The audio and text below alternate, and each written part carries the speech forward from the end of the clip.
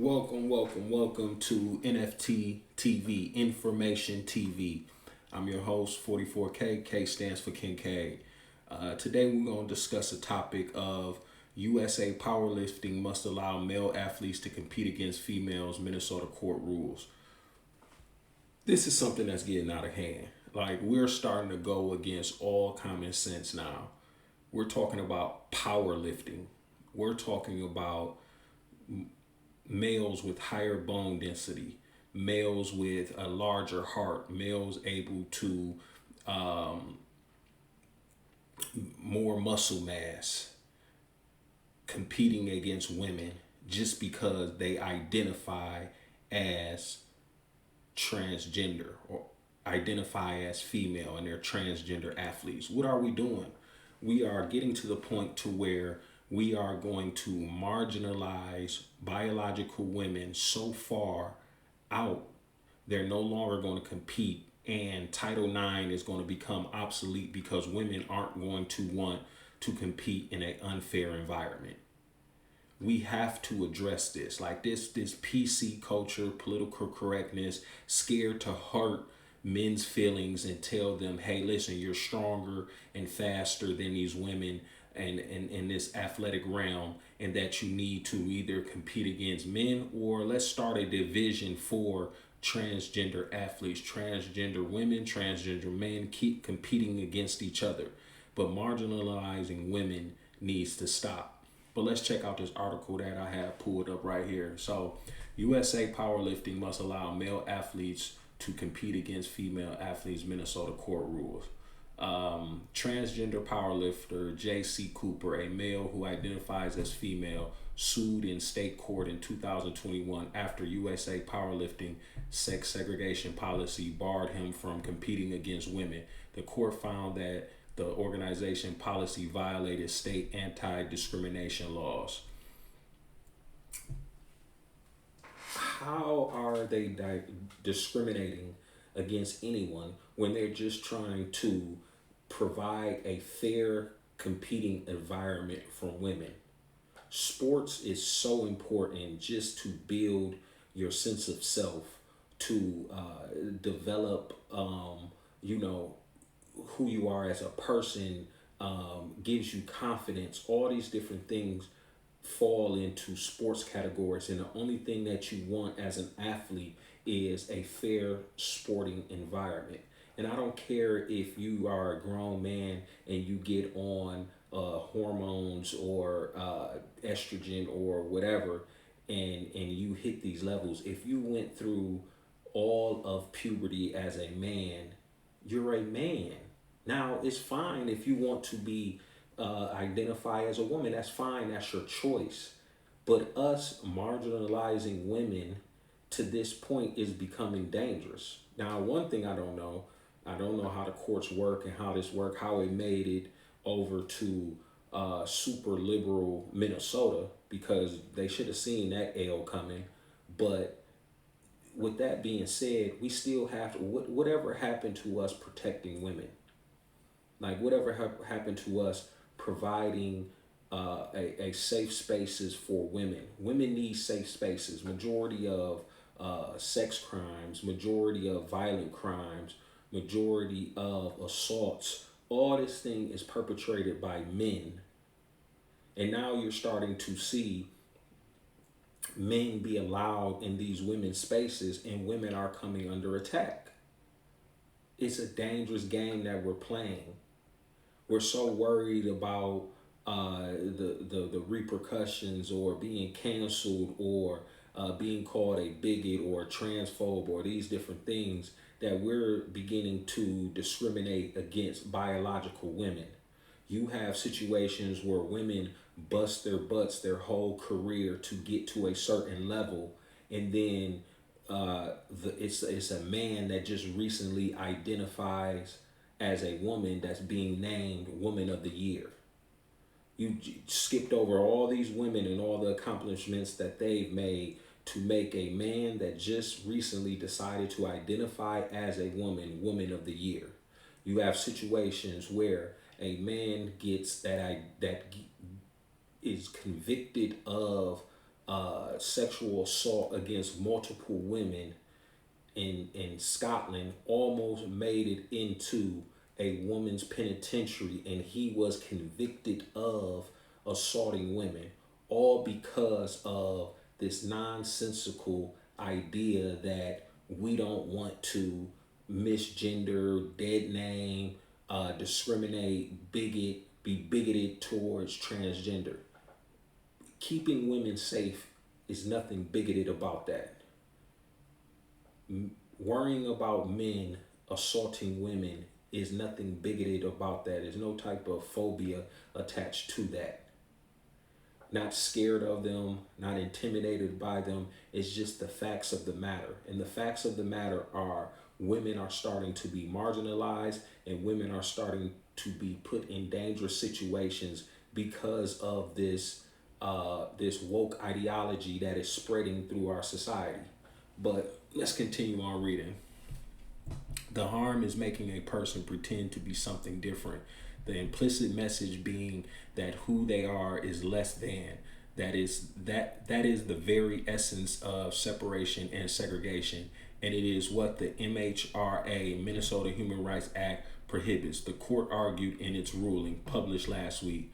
The district court ruling compels USA Powerlifting to cease and desist from all unfair discriminatory practices and permits the body 2 weeks to comply. The order paves the way for individuals to compete in divisions based on their gender identity, not biological sex. After years of experiencing discrimination from USA Powerlifting and the backlash that has occurred due to that, of course, I have complex feelings about the sport, Cooper told a local news outlet in response to the decision. But I think that this is a win. This is a win. Is a representation of where we can move forward. 2 years before suing in state court, Cooper filed a complaint with the Minnesota Department of Human Rights in 2019, alleging discrimination on grounds of gender identity and sexual orientation.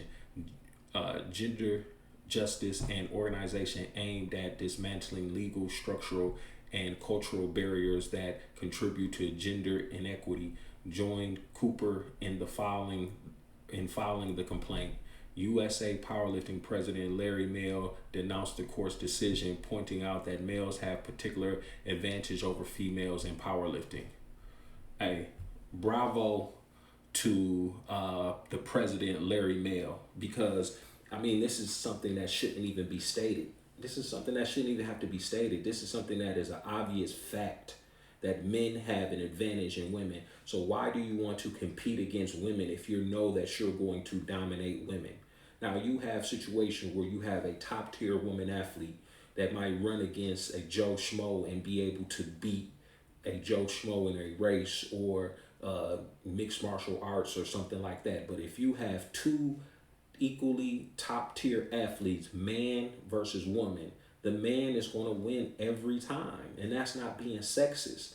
That's just genetics. That's just biology. It's a biological fact that is a man and there's a woman, and our bodies are set up different. Bone density, muscle mass, how we process, how our heart pumps oxygen, and all those different type of things.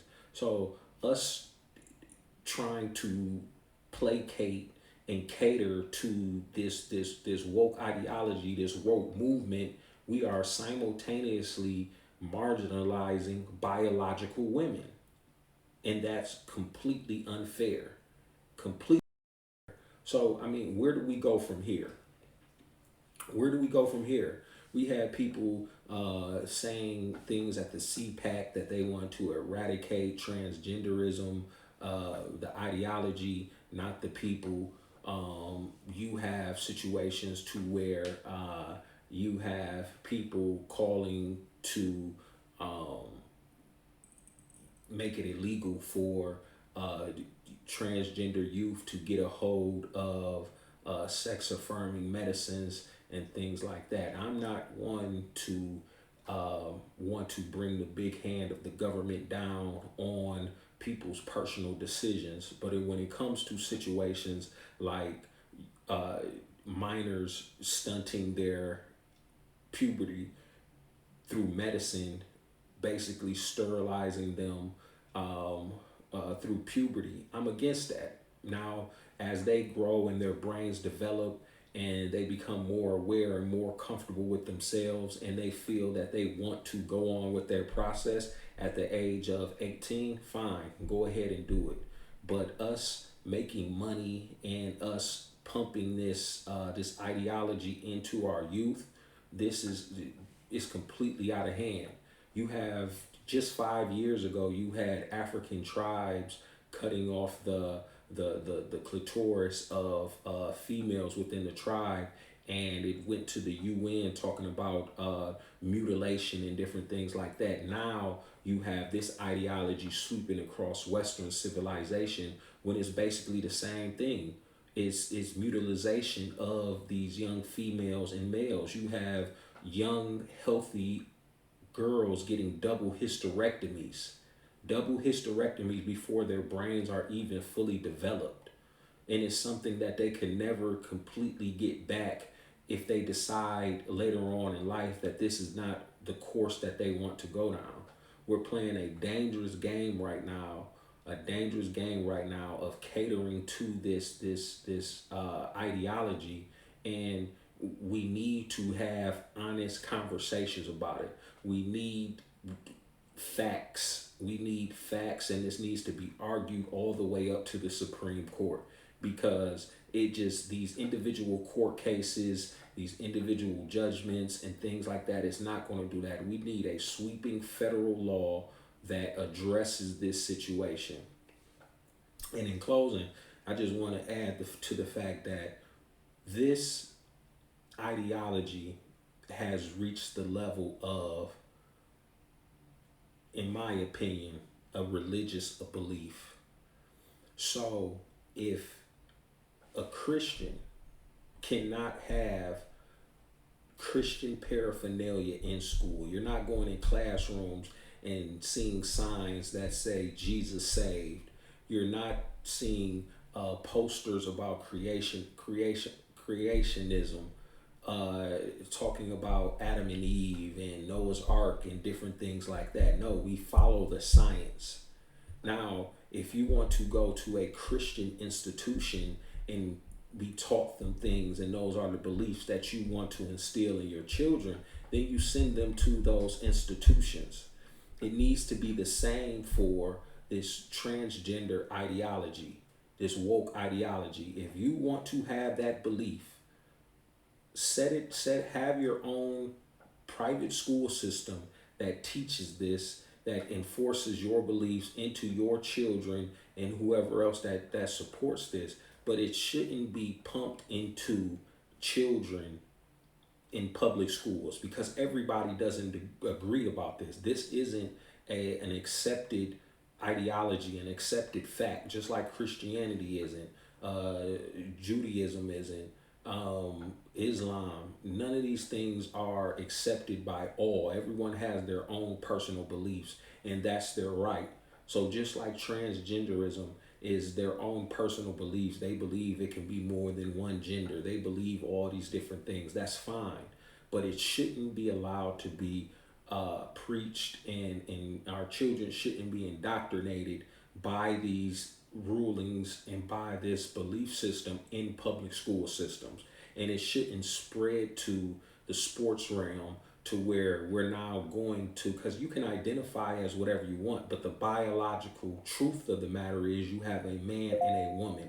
It doesn't matter what you identify as. It's a man, a male athlete going against other male athletes. So it shouldn't be if a male just wanted to identify for that day and compete against women just so he can get notoriety and trophies and things that he couldn't accomplish against men. We shouldn't allow that. It should be strict to the rules. We want to have a fair competing. We want to have fair competition and provide a fair and equitable environment for women to thrive and develop. I'm your host, 44K. I appreciate you guys stopping by. Be blessed. Thank you.